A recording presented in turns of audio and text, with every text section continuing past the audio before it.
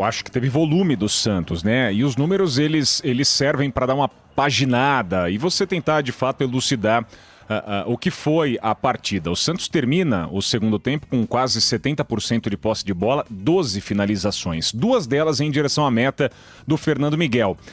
Uma delas, logo aos 8 minutos, com o Bruno Marques, que entrou muito bem, mais uma vez, né? Um jogador que tinha se apresentado contra o Flamengo na dura derrota sofrida na semana passada, deixou a marca dele, é um jovem de potencial. Segundo tempo em que o Santos teve praticamente um 4-2-4. Sandri e o Pituca construindo, o Alisson foi para a zaga na vaga do Luiz Felipe, o Soteldo pela esquerda, pela direita o Lucas Braga e o Bruno se aproximando do Caio Jorge por dentro. Ainda entram, né, outros jogadores, o Marinho especial, catastrófico, errou tudo que tentou, quase entregou um segundo gol ao Vasco da Gama.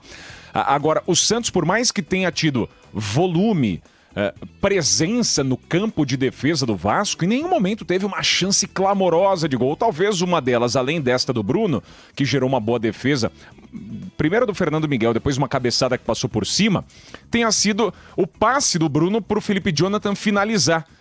Para uma ótima defesa aí sim do Fernando Miguel, lateral esquerdo santista, que fez uma partida muito ruim, defensivamente sofreu demais e quando teve a bola aos seus pés, acabou pecando neste lance derradeiro. O Vasco praticamente não jogou no segundo tempo, ou não jogou com a bola, né?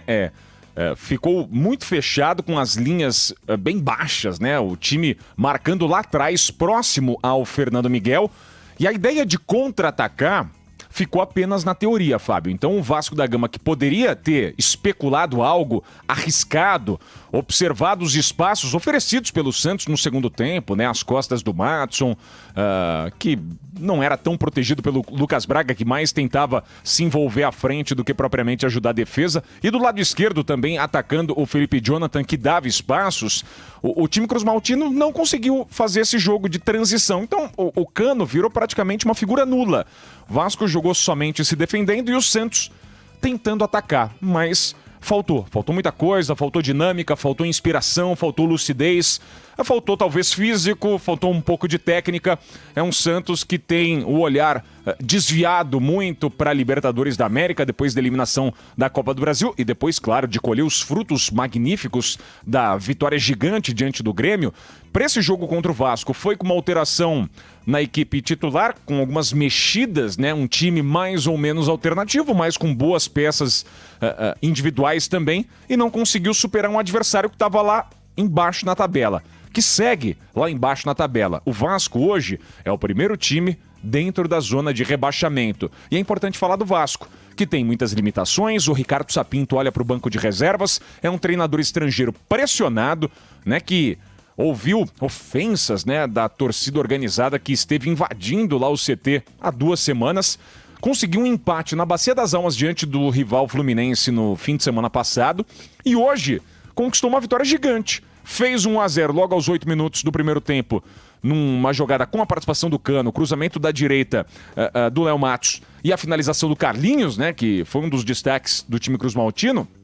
E a partir daí sustentou a marcação, né, começou a se preservar e sim, poderia ter jogado mais num ambiente hipotético, num ambiente utópico, num ambiente mágico e fantasioso para o torcedor do Vasco, né? Que hoje, né, exatamente hoje, dia 20 de dezembro, relembra aquela vitória na Sul-Americana de virada para cima do Palmeiras, aquele jogo histórico, os 4-3 dentro do estádio Palestra Itália, com Romário, Juninho Paulista, Viola, Juninho Pernambucano.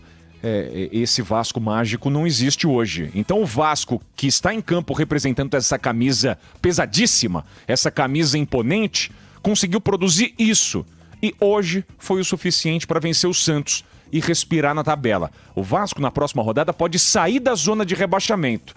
E isso é muito para esse time do Vasco, que hoje representa as cores do Gigante da Colina. Para a história do Vasco, é muito pouco, é verdade.